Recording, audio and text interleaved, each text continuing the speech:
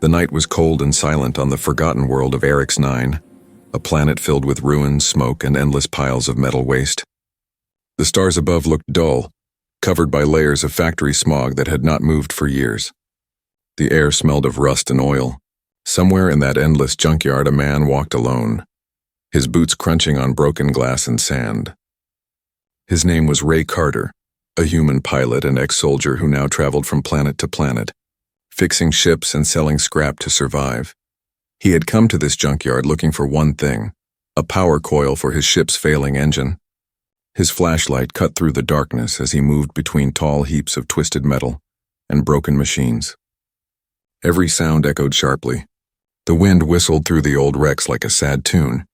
It was just another lonely night for Ray, or so he thought, until he heard a small, shaky voice behind a pile of scrap. At first he thought it was just the wind playing tricks on him.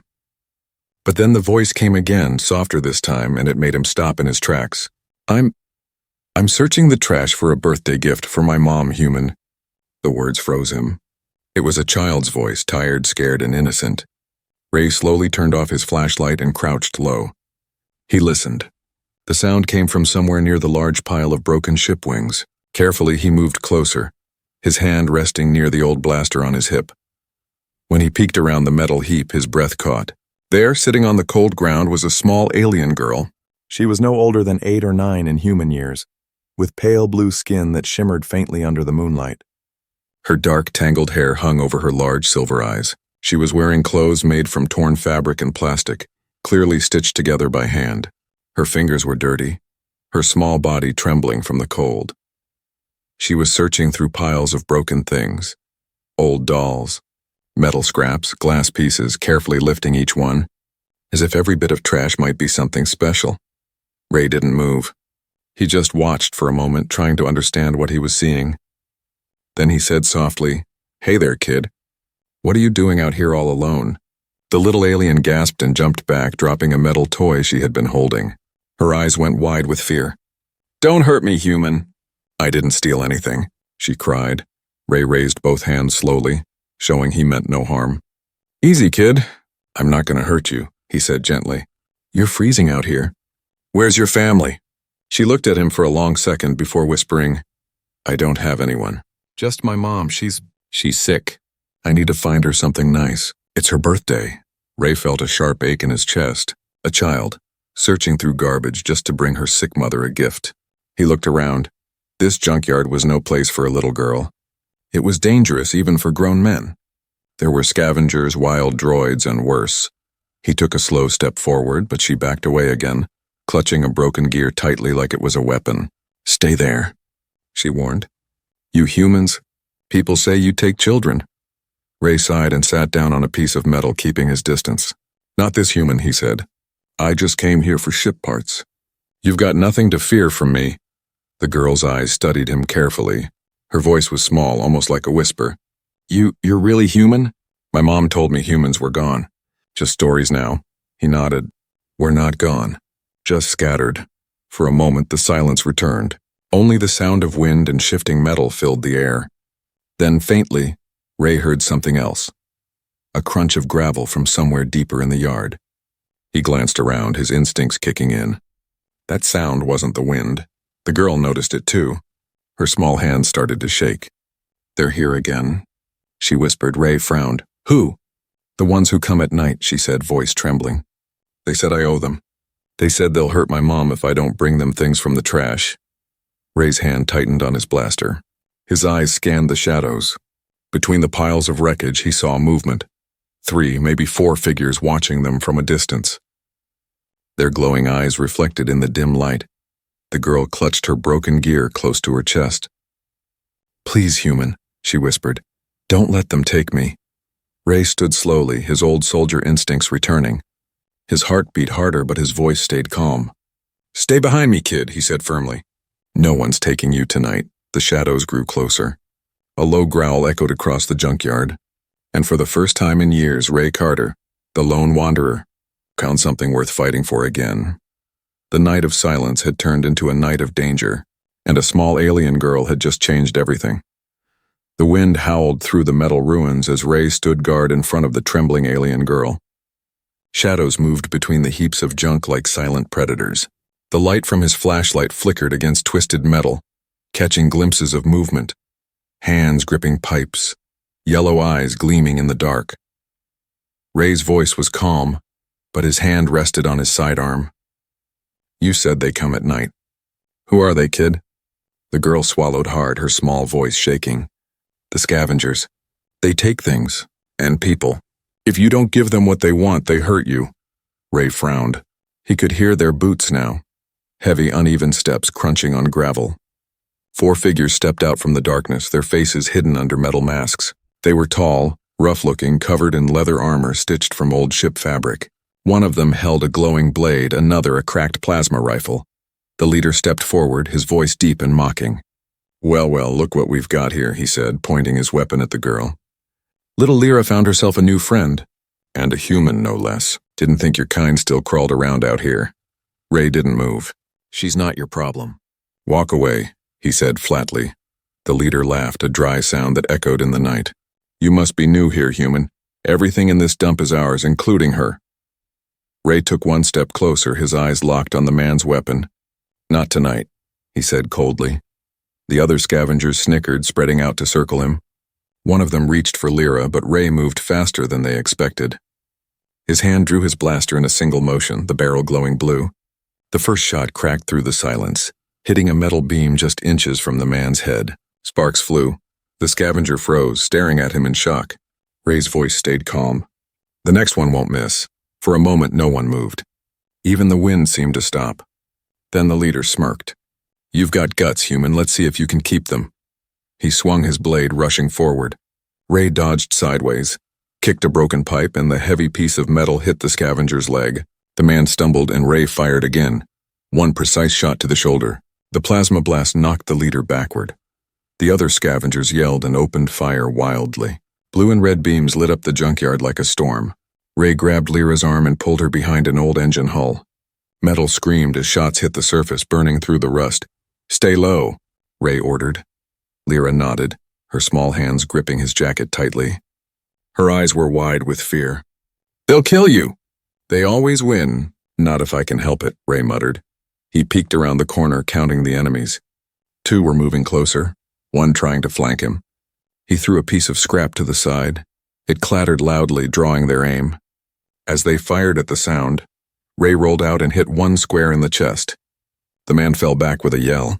The other scavenger charged, swinging a pipe. Ray ducked, blocked it with his arm, and slammed his elbow into the alien's neck.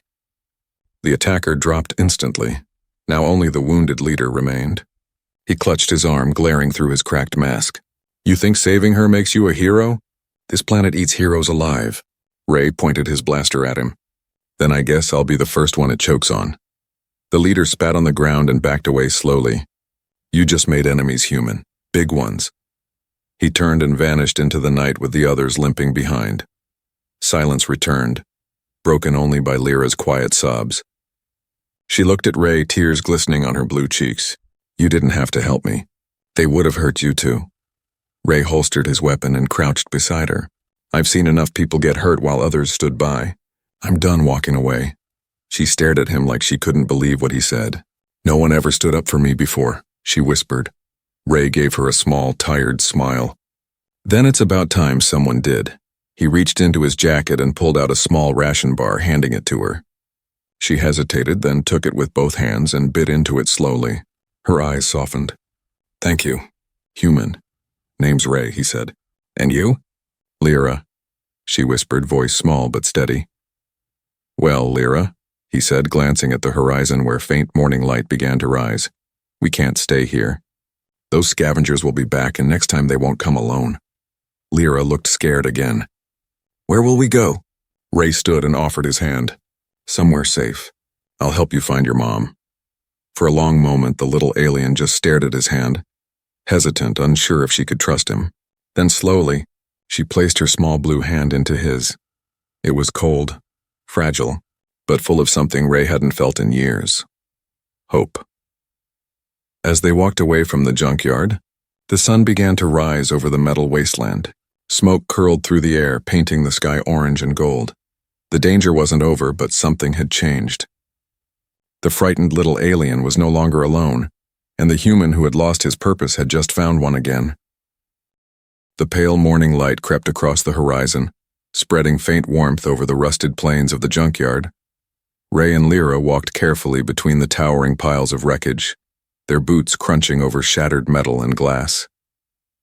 The little, alien girl's hand held tightly onto his jacket, her small steps quick and nervous. They had been walking for hours, searching for a safe place to rest. Every sound, every creak of metal, every hiss of wind made Lyra flinch. Ray noticed how her eyes darted around constantly, as if she expected danger to leap from every shadow. Finally, they found a small shelter, an old cargo pod half buried in the sand. Ray pushed the door open and looked inside. The pod was empty except for dust, broken crates, and a faint smell of oil. It wasn't much, but it would do. "Get inside," Ray said quietly. "We'll rest here for a bit." Lyra obeyed, climbing into the pod and curling up in the corner. She hugged her knees, watching him closely. "Will they come back?" she asked softly. Ray sat near the door, checking the charge level on his blaster. "They will," he said honestly. "Men like that don't like losing, but next time I'll be ready." Lyra lowered her eyes. "You shouldn't have helped me, human. Now they'll hate you too." Ray gave a tired smile. "I've been hated before," he said. "Didn't stop me then. Won't stop me now." The silence that followed was heavy. The wind outside grew louder, howling like distant voices. For a few moments, Ray allowed himself to close his eyes, leaning back against the cold wall. But his peace didn't last long. Suddenly, a loud clang echoed outside, the unmistakable sound of boots hitting metal. Ray's eyes snapped open. He motioned for Lyra to stay quiet. She froze instantly. Then a rough voice shouted, "We know you're in there, human." Ray's jaw tightened. The scavengers had returned, this time in greater numbers. Shadows moved outside the door. The leader's voice came again, sharp and cruel. "You cost me good men last night. Come out, and I might let the kid live." Lyra's breathing quickened. She grabbed Ray's arm. "Please don't go out there." Ray stood slowly, his face calm but eyes burning with silent anger. "They won't stop, Lyra. Not until someone makes them." He checked his weapon. 3 energy cells left. Not enough for a long fight. He scanned the pod quickly. The metal crates could be stacked into cover. The broken fuel canisters, those could burn if shot. He formed a quick plan in his head. "Stay down and don't move," he whispered. Lyra nodded, tears in her eyes. The door suddenly burst open with a loud crash. The leader stepped inside, flanked by 5 men all armed with scavenged rifles. His wounded arm was wrapped in dirty bandages, his mask cracked but still fixed in place. "Well, well," he sneered. "The brave human and his little pet. Did you really think you could hide?" Ray didn't answer. He stood tall, blocking Lyra from their sight.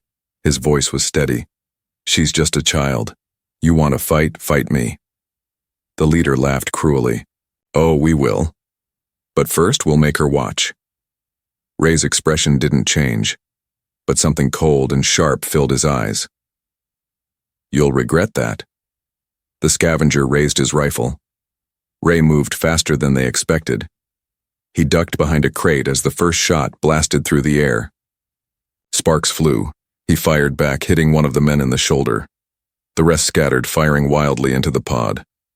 Ray rolled to the side, grabbed a loose pipe, and swung it into the nearest attacker's knee.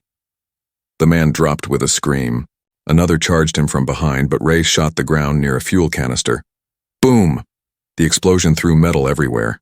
Fire roared through the entrance, forcing the scavengers back. The leader stumbled out, coughing, shouting orders. "Kill him! Don't let the girl escape!" Ray pushed through the smoke, his clothes covered in ash. He caught the leader by the collar, slamming him against a wall. "You think this planet belongs to you?" Ray growled. "Not anymore." The leader tried to draw his blade, but Ray's punch sent it flying. One last blast from his blaster hit the ground near his feet, making him scream and run. The rest followed, dragging their wounded. The junkyard went silent again, smoke curling up into the sky. Ray dropped to one knee, breathing heavily. His hands trembled slightly. Lyra crawled out from behind the crates, her face full of shock. You fought them all," she whispered. He looked at her and managed a small smile. "Told you I'd be ready." She hesitated, then ran forward and hugged him tightly. "Thank you," she whispered against his chest. "No one's ever done that for me." Ray put a hand on her shoulder gently. "Let's find your mother, kid. I think she deserves to see what kind of fighter you've got for a friend." As the fire burned behind them, the two figures stepped into the rising light of day. A human who refused to back down, and a little alien girl who finally believed she wasn't alone anymore. The twin suns of Arix-9 rose slowly over the wasteland, turning the sky from dull gray to faint gold. The air shimmered with heat rising from the endless metal heaps. Ray and Lyra had left the junkyard far behind, their boots sinking into dry sand scattered with machine bones. The wind carried the faint hum of distant factories, lifeless machines that still ran with no one left to command them. Ray walked ahead, scanning the horizon through a cracked visor. Lyra followed quietly, holding a small metal flower she had found among the trash. She turned it in her hand, watching how it caught the light. "Where are we going?" she asked softly. "To find your mother," Ray said. "You said she's sick. She'll need help soon." Lyra nodded, her small face shadowed with worry. "She's hiding, far from the towns. The people there call her cursed." Ray looked down at her, puzzled. "Cursed? Why?" "She used to work for the city council," Lyra explained. "She was a scientist, but she refused to make weapons for them. They called her a traitor, said she was working with humans." Ray stopped walking. The word hit him like a sudden echo. "Working with humans?" he repeated slowly. Lyra nodded.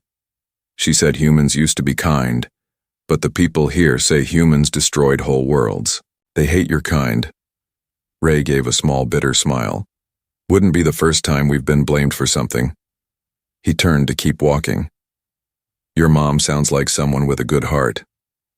"She is," Lyra said proudly. "Even when people threw rocks at us, she told me to forgive them." They walked in silence for a while, the wind whispering through the metallic dunes. As they climbed a tall hill of wreckage, Ray spotted something strange ahead, a faint trail of smoke rising from a rocky canyon. He pointed. "That it?" Lyra's eyes lit up. "Yes, that's where she is." She broke into a run, her small feet kicking up sand. Ray followed closely, keeping his weapon ready. His instincts told him not to relax, not yet. The canyon narrowed into a winding path between stone walls. Rusted signs and broken drones lay scattered along the way. Finally, they reached a small cave covered by sheets of metal and fabric. Lyra stopped outside, breathing hard. "Mom," she called softly. "It's me." For a moment there was silence. Then a weak voice came from inside. "Lyra? Is that really you?" Lyra rushed in. Ray followed slowly, stepping into the dim, warm glow of a small fire. The cave smelled of smoke and herbs. In the corner sat a tall alien woman with the same blue skin as Lyra, but her face was pale and tired. She coughed softly, holding a small mechanical device that sparked faintly. "Mom!" Lyra ran to her and hugged her tightly. "I brought someone. He helped me." The woman's eyes flicked toward Ray, cautious and sharp. "Who are you?" Ray removed his helmet, revealing his human face. The woman gasped, her eyes widening. "A human? That's impossible. Humans were wiped out decades ago." "Not all of us," Ray said quietly. "Some of us just stopped showing up." She studied him carefully, her weak body trembling. "Why help us, human? Your kind never comes here." "Because your daughter needed help," he said simply. "And because I couldn't walk away again." Lyra's mother looked down, thoughtful. After a pause, she reached for the device beside her. "This was my life's work," she whispered. "A med-core generator. It could have healed thousands of our people. But they wanted me to turn it into a weapon." She looked at Ray, her eyes filled with sadness. They exiled me when I refused. My research was based on something ancient, something human. Ray frowned. Human? What kind of research? The woman pulled out a small, glowing crystal from her bag. This, a fragment from an old human starship. It contains genetic patterns. Yours. I used them to create life-saving nanites. They called it heresy. Ray stared at the crystal in silence. The idea that his species' DNA had become a legend, a symbol of healing instead of war. It made his chest tighten. You said they hate humans, he said softly. But they use human science to survive. That's the real curse. Lyra sat beside her mother, holding her hand. He's not like them, Mom. He saved me. Her mother smiled faintly at Ray. Then maybe the stories were wrong about your kind. Before Ray could answer, his wrist device began to beep. He glanced down. It was detecting energy pulses nearby. His heart sank. They've tracked us, he muttered. Lyra looked frightened. The scavengers? No, Ray said, his voice low. Something worse. The mother weakly stood, pointing to a narrow tunnel in the back of the cave. There's an escape path. It leads to the old watchtower in the cliffs. Ray nodded quickly. Grab what you can. We move now. As they hurried through the tunnel, the sky outside began to glow red, not from sunset but from engines. Ships were coming. The mother stumbled, coughing as Ray helped her forward. They found us sooner than I thought, she whispered. Who? Ray asked, tightening his grip on his weapon. The ones who banished me, she said. They want the crystal, and they'll kill us all to get it. Ray looked at the little girl beside him, holding tightly to her mother's hand. He had seen war, but this time it wasn't just about survival. It was about protecting something pure, something innocent. And for the first time in years, the old soldier in him began to wake again. The cave trembled as distant engines rumbled through the canyon. The red glow from the sky spilled through the cracks in the rock, flickering like firelight. Ray moved fast, guiding Lyra and her mother through the narrow passage at the back of the cave.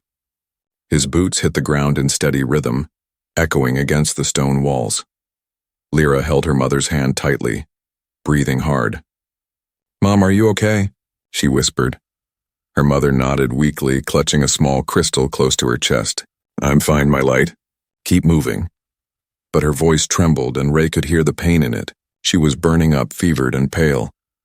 When they reached the end of the tunnel, Ray pushed open a rusted hatch that led to open air. They stepped out onto a narrow cliffside overlooking the endless wasteland. Wind whipped at their faces, and down below dark shapes moved, ships circling like vultures, searching. Ray scanned the horizon. We can't go down. They'll spot us. We'll have to climb to that ridge, he said, pointing to a rocky ledge above them. Lyra looked up nervously. It's so high. You can do it, Ray said softly. I'll help you both. As they climbed, one step at a time, Lyra's mother coughed again, holding the glowing crystal close. Ray glanced at it. It pulsed faintly with blue light, alive in a strange way. What is that thing, really? He asked. You said it's human tech, but it looks different. The woman stopped for a moment, resting against the stone. The wind tugged at her hair as she looked down at the crystal. It's not just technology, she said quietly. It's knowledge, human knowledge. Thousands of years old, Ray frowned. You mean data? Yes, she said. Memories, maps, histories, even emotions. It carries what your people once were, kindness, strength, sacrifice, her voice softened. I studied it for years. When I activated it, it reacted to my DNA and my daughter's. It changed us, made us immune to the sickness spreading in the colonies. But the council saw that as unnatural. They said I'd made a monster. Ray stared at her, stunned. So they tried to destroy what they didn't understand. She nodded slowly. As they always do. Lyra looked up at Ray with wide eyes. Mom says humans could heal people with their hearts, she said innocently. Ray smiled faintly. Hearts can't heal, kid, but maybe they can remind people why they should. The woman gave a small smile too. That's what this crystal is, human, a reminder of who you were. Before Ray could reply, a beam of red light slashed across the rocks beside them. The explosion threw sand into the air. They found us! Lyra screamed. Ray spun around, spotting the ships closing in from below. Their engines roared, and soldiers in dark armor began rappelling down from cables. Move, go! he shouted. He pulled his rifle free and fired, hitting one of the descending ropes. The soldier screamed and fell. Another blast narrowly missed him, scorching the stone wall. Lyra and her mother scrambled to the top ledge, Ray close behind them. When they reached the top, they found the remains of an old watchtower, half collapsed, covered in vines and dust. Ray led them inside, slamming the metal door behind him. The old structure groaned but held. He turned to the mother. They won't stop until they get that crystal. Why is it so important? Her hands trembled as she held the glowing fragment. Because it's not just knowledge, human, it's a seed. Ray blinked. A seed? Yes, she said softly. A code that can bring life to dead worlds. It was designed by ancient humans, an ark of creation, meant to restore planets after wars. But in the wrong hands, her voice broke. It could end everything. Ray's expression hardened. Then we make sure they don't get it. Outside, explosions shook the ground. The ships landed nearby and the sound of boots echoed closer. Lyra clung to her mother, eyes wide with fear. Ray crouched beside them. You two hide in that corner, he said firmly. No matter what happens, you don't move until I say. The mother grabbed his arm. You can't fight them all. Ray looked her in the eyes. I've fought worse. Trust me. He stood by the cracked doorway, gripping his blaster tight. His heart pounded, but his mind was calm. The soldier in him was fully awake now. He had something worth protecting again. The door burst open. Armed soldiers stormed in, shouting commands. Ray fired first, precise and silent. One by one they fell. He moved like a ghost, ducking behind rusted beams, his shots clean and fast. When the last one dropped, smoke filled the room. Ray turned back toward Lyra and her mother, both staring at him in awe. You're hurt, the mother said, noticing the blood on his arm. Just a scratch, Ray replied, wincing slightly. We need to move before more come. She looked down at the glowing crystal again. Ray, if anything happens to me, take this. Protect it. Protect her. Ray's jaw clenched. Nothing's happening to you. We're getting out together. But deep down, he knew the battle wasn't over. The real fight was only beginning. As thunder rolled in the distance and the ground shook from more ships landing, Ray glanced at the little girl clutching the metal flower she'd made from junk. He made a silent promise to himself. No matter what, he would not let her grow up in a world that punished kindness. Not again. The ground trembled beneath their feet as the first dropships landed in the distance, kicking up clouds of red dust. The sky above Eric's 9 had turned a violent shade of orange, flashing with the glow of engines and weapon fire. The old watchtower shook from the shock waves, dust falling from the ceiling in soft gray clouds. Ray looked out through a cracked window. Black-armored soldiers were spreading out across the canyon floor, scanning the cliffs with drones.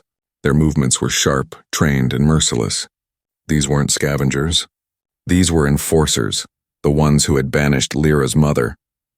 He turned to the two figures crouched behind the old metal crates. Lyra's mother was breathing weakly, holding the glowing crystal close to her chest. Lyra held her hand, trembling. Ray crouched beside them. They've surrounded the ridge, he said quietly. We don't have much time. Lyra's eyes were full of fear. What will they do to us if they find us? Ray didn't answer. He didn't need to. The look in his eyes told her enough. Then the mother spoke, her voice soft but steady despite her pain. They're not after you, human. They want the seed. They'll destroy everything to get it. Ray tightened his grip on his rifle. Then they'll have to go through me first. Lyra looked up at him, her silver eyes wide. You'll get hurt again, she whispered. Ray smiled faintly. That's part of the job, kid. Outside, a loudspeaker boomed across the canyon, cold and mechanical. Dr. Saylara, you are surrounded. Surrender the relic and your child will be spared. Lyra's mother, Saylara, closed her eyes. They won't stop, she murmured. They never stop. Ray leaned closer. Then we make them stop. He glanced around the tower. There were old wires, fuel cells, and half-broken consoles lying around. A plan began to form in his head. He started pulling wires, rerouting power through a rusty generator. What are you doing? Saylara asked. Setting up a distraction, Ray said. If I can overload this thing, it'll fry their scanners and give us 5 minutes to move. Lyra tilted her head. Won't it explode? Ray chuckled. That's the plan. He set the timer, then turned to them. You two go through the back exit. There's a small path down the slope. It'll lead you to the riverbed. Follow it until you see an old dome structure. Meet me there, Solara frowned. You're not coming with us? I'll cover you, Ray said. If they chase, I'll make sure they chase the wrong people. Lyra grabbed his arm, tears filling her eyes. No, you'll die! Ray knelt down, placing a hand on her shoulder. Hey, listen to me. You're the bravest kid I've ever met. You and your mom, you're the reason I fight, so don't waste my help by staying here, go. The little girl sniffed but nodded, wiping her eyes. Solara gave Ray one long, silent look, a mix of gratitude and sorrow. If you survive this, human, the universe will owe you more than thanks.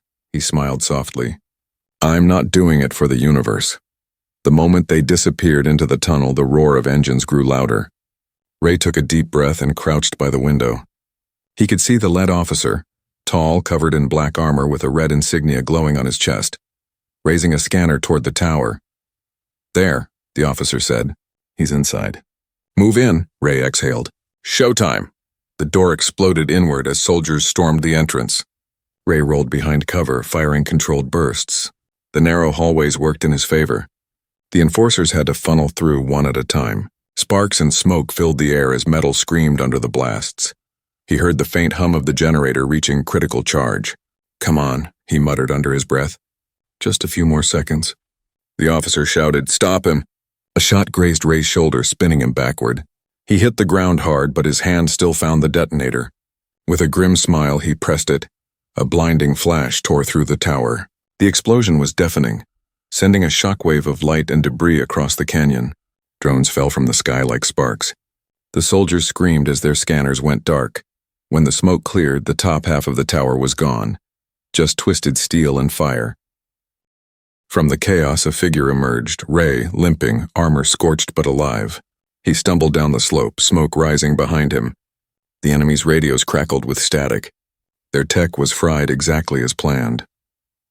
He reached the canyon floor and looked toward the horizon. Far away, two small silhouettes moved through the dust, Solara and Lyra. For a moment, relief washed over him. But then above them, another shadow passed, a massive ship, black and silent, descending like a blade through the clouds. Ray's eyes widened. No, he whispered. It wasn't a patrol ship. It was a command vessel, one that belonged to the High Warden, the same man who had ordered the extermination of humans years ago. The hunt wasn't over. It had just begun. Ray gritted his teeth, reloaded his weapon, and began to run. If this was the day humanity's spirit was being tested again, then he was ready to remind the galaxy what it meant to be human. The wind howled across the canyons of Erix-9 as the sun sank into a blood-red horizon. Dust clouds rose from the battlefield where the old watchtower once stood, now nothing but burning wreckage and twisted steel. Smoke curled upward into the orange sky, fading into stars that shimmered faintly through the haze. Ray Carter limped through the sand, his armor cracked and scorched. Every step hurt, but he didn't stop. His mind focused on one thought. Lyra and her mother are still out there. The explosion had bought them time, but not enough. The huge black command ship that descended from the clouds now hovered over the desert like a silent predator. Its engines vibrated through the ground, a deep hum that made the air tremble. Through his cracked visor, Ray saw flashes of movement near the dunes, soldiers in black armor spreading out like a swarm. He could hear their orders echoing through radio static. They were hunting the woman and her child. Ray clenched his fists, forcing himself to move faster. Not this time, he muttered. You won't take them. He followed the faint tracks in the sand, small, light steps next to deeper ones. Lyra's tiny footprints beside her mother's weaker ones. He moved faster, ignoring the pain in his legs. The path led toward the riverbed, dry and filled with old bones of machines. In the distance, he finally spotted them. Lyra was helping her mother walk, the glowing crystal still clutched tightly in the woman's hand. Solara looked weak, pale, but her eyes still burned with determination. When she saw Ray, she gasped. You're alive! Barely, he said with a faint grin. You two picked a bad neighborhood. Lyra ran toward him and hugged his leg tightly. I thought you were gone, she said, tears in her silver eyes. Not yet, Ray said, ruffling her hair gently. But we've got to move. That ship, before he could finish, the ground shook violently. A bright light cut through the dust and a squad of black-armored enforcers dropped from above, surrounding them. The leader stepped forward, his cape snapping in the hot wind. His armor shimmered with crimson lines of energy. So, the High Warden said, his deep metallic voice cold and sharp. "The last human dares to fight me again." Ray's grip tightened on his weapon. "Didn't think you'd remember me." "Oh, I remember," the Warden replied. "Your people burned my cities, broke my fleets, and then vanished like cowards." Ray smirked faintly. "Funny. I remember it the other way around." The Warden's eyes glowed red. "You should have stayed hidden." He raised his hand. "Kill the scientist. Bring the child." Ray moved before the words even finished echoing. His blaster roared, the beam slicing through the air.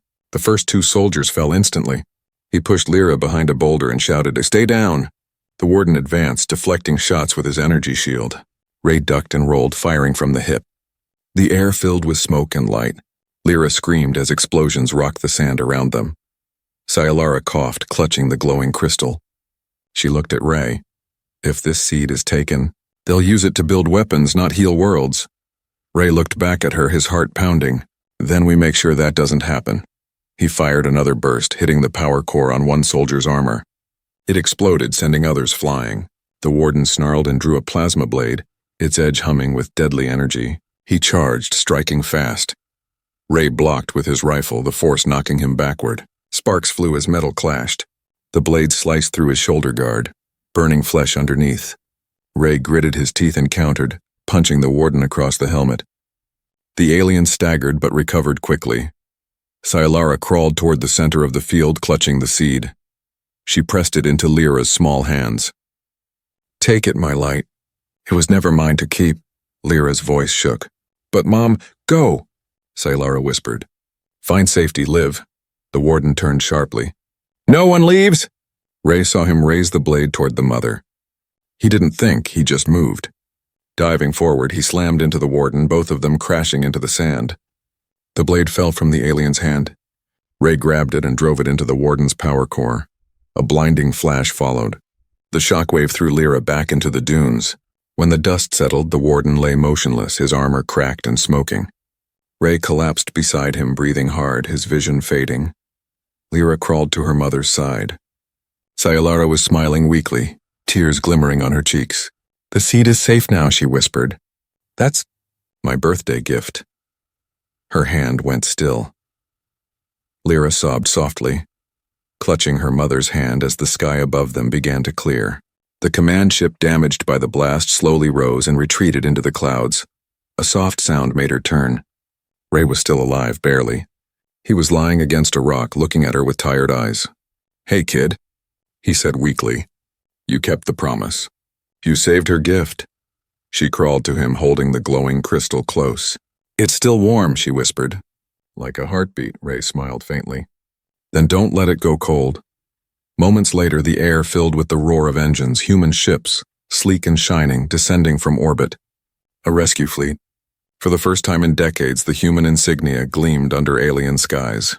Soldiers ran to them, lifting Lyra and Ray onto stretchers. As she was carried away, Lyra looked back one last time at the glowing seed in her hand. She whispered softly, "Happy birthday, Mom." And above the dying planet, the first light of dawn broke through the smoke. A reminder that even in the darkest places, humanity's heart could still bring life.